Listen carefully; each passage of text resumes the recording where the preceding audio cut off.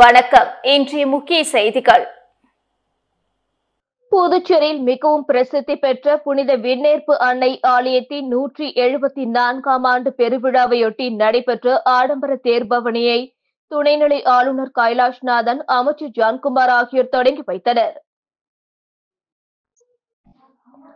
புதுச்சேரி நெல்லித்தோப்பு பகுதியில் மிகவும் பிரசித்தி பெற்ற புனித விண்ணேற்பு அன்னை ஆலயம் உள்ளது. இவ்வாலயத்தின் 174ஆம் ஆண்டு பெருவிழா கடந்த 6ஆம் தேதி கொடியேற்றத்துடன் தொடங்கி நடைபெற்று வரும் நிலையில் விழாவின் முக்கிய நிகழ்ச்சியான ஆடம்பர தேர்பவனி மாலை நடைபெற்றது. முன்னதாக சிறப்பு திருப்பலி நடத்தப்பட்டதை தொடர்ந்து அன்னையின் சொரூபம் தேரில் வைக்கப்பட்டு தேர்பவனி விமர்சையாக நடைபெற்றது. விழாவில் சிறப்பு விருந்தினர்களாக மாண்புமிகு துணைநிலை ஆளுநர் கைலாஷ்நாதன், மாண்புமிகு அமைச்சர் ஜான்குமார், நெல்லித்தோப்பு தொகுதி சட்டமன்ற உறுப்பினர் விவிலியன் ரிச்சர்ட்ஸ் ஜான்குமார் ஆகியோர் கலந்து கொண்டு தேர்பவனியை தொடங்கி வைத்தனர்.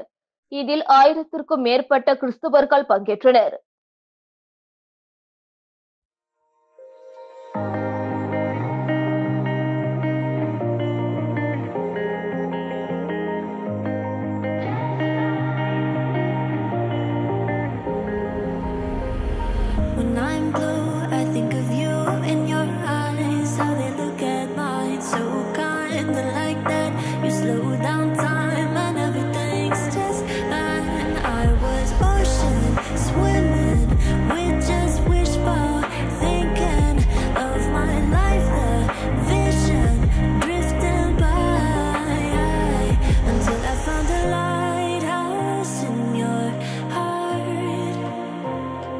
Shining like a beacon of bright stars. How does life go wandering far until I found the lighthouse in your heart, guiding me out the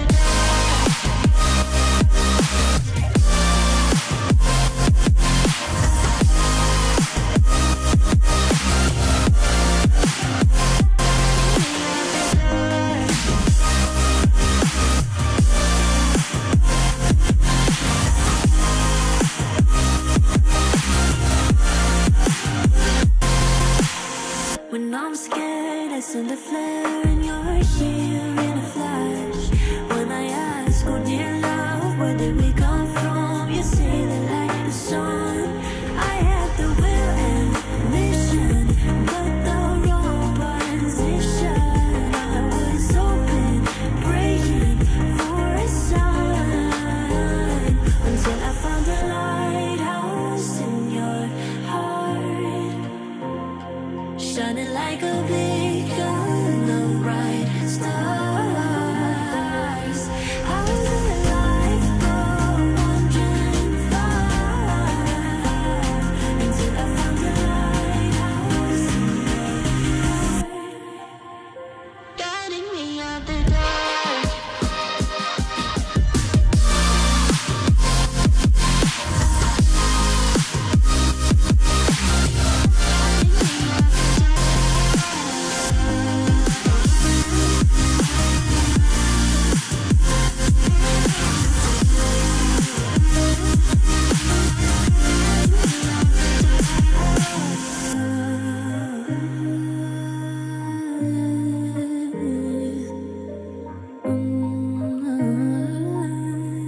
You guided me out the dark. Puduvai மக்கள் அனைவருக்கும் தொழிலதிபர் திரு Jose Charles Martin அவர்கள் கிருஷ்ண ஜெயந்தி வாழ்த்து தெரிவித்துள்ளார். இது தொடர்பாக அவர் வெளியிட்டுள்ள வலைதள பதிவில், அதர்மம் தலை தூக்கி இருள் சூழ்ந்த உலகில் தர்மத்தை நிலைநாட்ட பகவான் கிருஷ்ணர் அவதரித்த நன்னாளான கிருஷ்ண ஜெயந்தியை மகிழ்ச்சியுடன் கொண்டாடும் மக்கள் அனைவருக்கும் வாழ்த்துக்களை தெரிவித்துக் கொள்கிறேன். அன்பு, இரக்கம், கடமை என மனித இனம் பின்பற்ற வேண்டிய வாழ்வியல் நெறிமுறைகளை வகுத்து கொடுத்த பகவான் கிருஷ்ணர் போதனைகளை பின்பற்றி தர்மத்தின் பாதையில் பயணிப்போம். புதுச்சேரி மக்களின் வாழ்வில் அருளும் அறிவும் ஒளியும் நிறைந்திடவும் நீதி நிலைத்திடவும் பகவான் கிருஷ்ணரை வேண்டி வணங்குகிறேன் என்று குறிப்பிட்டுள்ளார். மறைந்த முன்னாள் பாரத பிரதமர் வாஜ்பாய் நினைவு தினம் புதுச்சேரி அரசு சார்பில் அனுஷ்டிக்கப்பட்டது. இதில் கலந்து கொண்ட துணைநிலை ஆளுநர் கைலாஷ்நாதன், முதலமைச்சர் ரங்கசாமி ஆகியோர் வாஜ்பாய் உருவப்படத்திற்கு மரியாதை செலுத்தினார்கள். புதுச்சேரி அரசு சார்பில் மறைந்த முன்னாள் பாரத பிரதமர் வாஜ்பாய் 7ஆம் ஆண்டு நினைவு தினம் இன்று அனுசரிக்கப்பட்டது. இதனையொட்டி கடற்கரை சாலையில் உள்ள நகராட்சி அலுவலகத்தில் அலங்கரித்து வைக்கப்பட்டிருந்த வாஜ்பாயின் உருவப்படத்திற்கு மலரஞ்சலி செலுத்தும் நிகழ்வு நடைபெற்றது. இதில் சிறப்பு விருந்தினராக துணைநிலை ஆளுநர் கைலாஷ்நாதன், முதலமைச்சர் ரங்கசாமி, சபாநாயகர் செல்வம், உள்துறை அமைச்சர் நமச்சிவாயம், பாஜக தலைவர் ராமலிங்கம் உள்ளிட்டோர் கலந்து கொண்டு வாஜ்பாயின் உருவப்படத்திற்கு மலர் தூவி மரியாதை செலுத்தினார்கள். இதேபோன்று புதுச்சேரி மாநில பாஜக அலுவலகத்தில் வாஜ்பாய் 7ஆம் ஆண்டு நினைவு தினம் மற்றும் மறைந்த நாகாலாந்து ஆளுநர் இல கணேசனுக்கு நினைவஞ்சலி செலுத்தும் நிகழ்வு நடைபெற்றது. இதில் கலந்து கொண்ட பாஜக மாநில தலைவர் வி.பி. ராமலிங்கம் தலைமையில் பாஜகவினர் மலர் தூவி மரியாதை செலுத்தினார்கள். நிகழ்ச்சியில் மாநில பொதுச் செயலாளர்கள் மோகன்குமார், லட்சுமி நாராயணன், மாநில செயலாளர் ராமு உள்ளிட்ட நிர்வாகிகள் பலர் திரளாக கலந்து கொண்டு மரியாதை செலுத்தினார்கள். சுதந்திர தினத்தையொட்டி புதுச்சேரியில் ஆளுநர் மாளிகை, சட்டப்பேரவை உள்ளிட்ட அரசு அலுவலகங்கள் வண்ண மின் விளக்குகளால் அலங்கரிக்கப்பட்டுள்ளது. நாட்டின் 79வது சுதந்திர தினம் கொண்டாடப்பட்ட நிலையில் புதுச்சேரி சட்டப்பேரவை, ஆளுநர் மாளிகை, தலைமை செயலகம் உள்ளிட்ட அரசு துறை அலுவலகங்கள், பாரதி பூங்கா, தாவரவியல் பூங்கா மற்றும் நகரில் உள்ள தலைவர்கள் சிலைகளும் வண்ண விளக்குகளால் அலங்கரிக்கப்பட்டுள்ளது. நகர் முழுவதும் மின் விளக்குகளால் அலங்கரிக்கப்பட்டுள்ளது. இதனை புதுச்சேரிக்கு வந்த சுற்றுலா பயணிகள் மற்றும் பொதுமக்கள் கண்டு மகிழ்ந்து அதன் முன் நின்று செல்ஃபி எடுத்து மகிழ்ந்தனர். புதுச்சேரியில் 3600 அடி நீளத்தில் தேசிய கொடியுடன் 1500 மாணவர்கள் போதை ஒழிப்பு விழிப்புணர்விற்காக பேரணியை மேற்கொண்டனர்.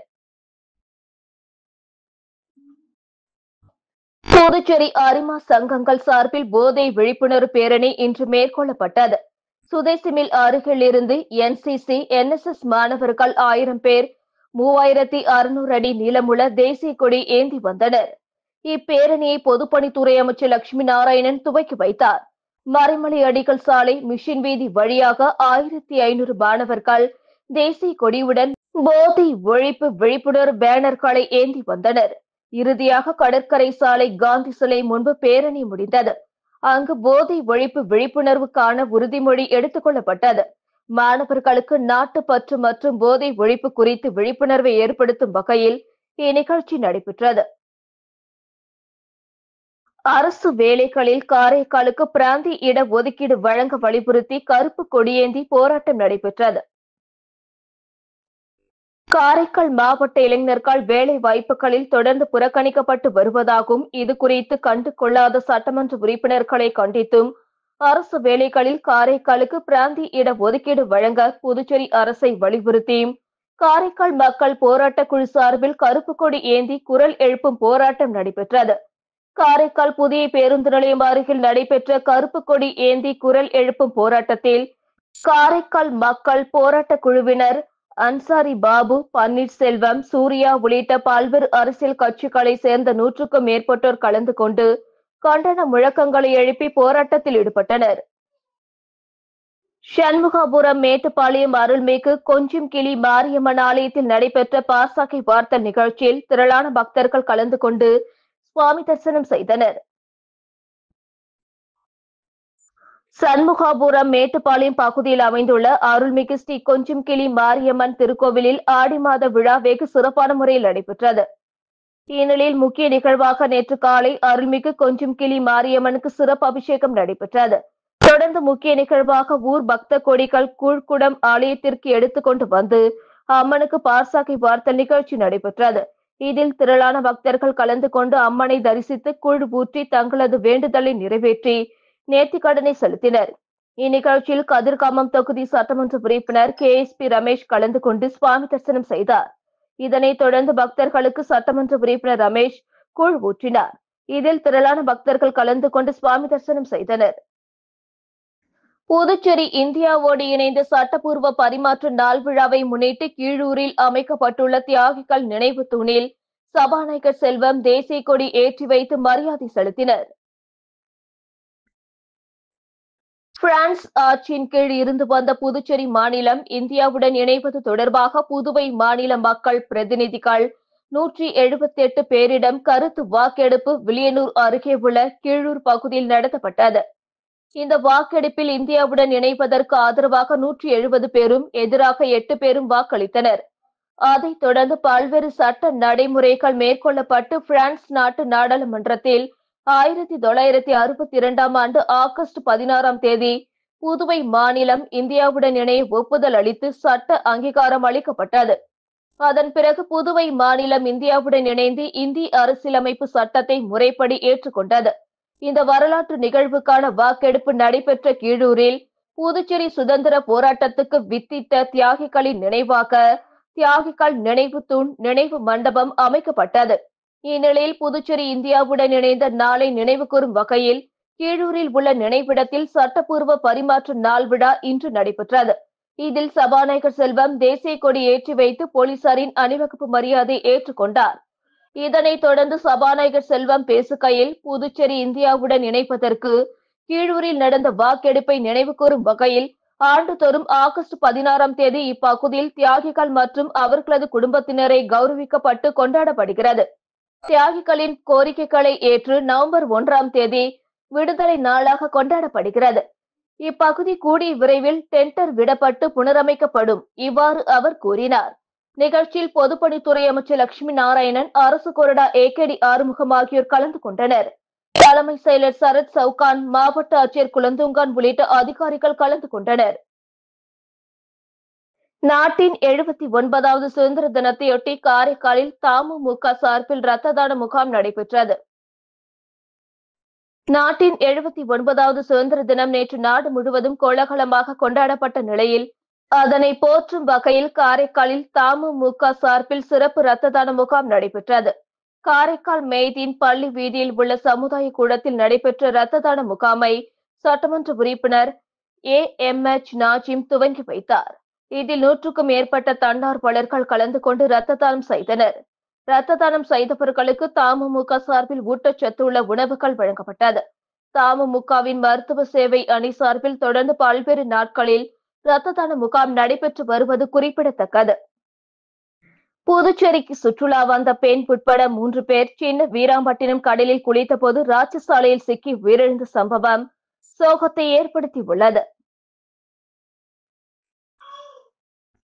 சுற்றுலா நகரமான புதுச்சேரியில் வார விடுமுறை நாட்களில் சென்னை, கேரளா, ஆந்திரா, கர்நாடகா உள்ளிட்ட வெளிமாநிலங்களில் இருந்து சுற்றுலா பயணிகள் அதிக அளவில் வருவது வழக்கம். அந்த வகையில் கர்நாடகா மாநிலம் பெங்களூர் தனியார் நிறுவனத்தை சேர்ந்த 12 பேர் இன்று புதுச்சேரிக்கு சுற்றுலா வந்தனர். பல்வேறு இடங்களை சுற்றி பார்த்த அவர்கள் மதியம் சின்ன வீராம்பட்டினம் கடற்கரைக்கு வந்தனர். அப்பொழுது கடலில் குளித்த அவர்களில் 12 பேரில் பெண் உட்பட 3 பேர் ராட்சசாலையில் சிக்கி இழுத்து செல்லப்பட்டனர். இதனை கண்ட சக நண்பர்கள் அவர்களை காப்பாற்ற கூச்சலிட்டனர். அப்பொழுது கடற்கரை அருகே இருந்த மீனவர்கள் அவர்களை காப்பாற்ற கடலில் இறங்கி தீவிரமாக தேடியும் அவர்கள் கிடைக்கவில்லை. இதனை அடுத்து ஒரு சில மணி நேரங்களில் பவன், மேகா, பிரின்பால் ஆகிய 3வரின் சடலம் கரை ஒதுங்கியது. இது குறித்து தகவல் அறிந்த அரியாங்குப்பம் போலீசார் சம்பவ இடத்திற்கு விரைந்து வந்து உடலை கைப்பற்றி பிரேத பரிசோதனைக்காக அரசு மருத்துவமனைக்கு அனுப்பி வைத்தனர். மேலும் உயிருக்கு ஆபத்தான நிலையில் உள்ளவர்களுக்கு மருத்துவமனையில் சிகிச்சை அளிக்கப்பட்டு வருகிறது. இது தொடர்பாக போலீசார் வழக்கு பதிவு செய்து விசாரணை மேற்கொண்டு வரும் நிலையில் சுற்றுலா வந்த பெண் உட்பட 3 பேர் ராட்சசாலையில் சிக்கி உயிரிழந்த சம்பவம் புதுச்சேரியில் சோகத்தை ஏற்படுத்தியுள்ளது. புதுச்சேரி பிரியதர்ஷினி நகரில் அமைந்துள்ள ஸ்ரீ தேவி கருமாரியம்மன் ஆலய ஆடி மாத விழாவை முன்னிட்டு நடைபெற்ற 108 பால்குட ஊர்வலத்தில் பெண்கள் கலந்து கொண்டு பால்குடங்களை ஏந்தி ஊர்வலமாக சென்று நேர்த்திக்கடன் செலுத்தினர். புதுச்சேரி பிரியதர்ஷினி நகரில் பிரசித்தி பெற்ற ஸ்ரீ தேவி கருமாரியம்மன் ஆலயம் அமைந்துள்ளது. இவ்வாலயத்தின் ஆடி மாத பெருவிழா கடந்த 13ஆம் தேதி கணபதி ஹோமத்துடன் தொடங்கியது. அதனைத் தொடர்ந்து நாள்தோறும் அம்மனுக்கு சிறப்பு அலங்காரம் செய்யப்பட்டு சிறப்பு பூஜை நடைபெற்று வருகிறது. இந்நிலையில் முக்கிய நிகழ்வான 108 பால்குட ஊர்வலம் இன்று நடைபெற்றது. இதில் அப்பகுதியை சேர்ந்த சுமங்கலி பெண்கள், இளம் பெண்கள் திரளாக கலந்து கொண்டு பால் குடங்களை ஏந்தி முக்கிய வீதிகள் வழியாக ஊர்வலமாக சென்று நேர்த்திக்கடன் செலுத்தினர். அதனைத் தொடர்ந்து 108 குடம் பாலினால் அம்மனுக்கு அபிஷேகம் செய்யப்பட்டு தீபார்த்தனை காண்பிக்கப்பட்டது. இதில் பிரியதர்ஷினி நகர் உட்பட சுற்றுவட்டார பகுதியை சேர்ந்த திரளான பக்தர்கள் கலந்து கொண்டு சுவாமி தரிசனம் செய்தனர்.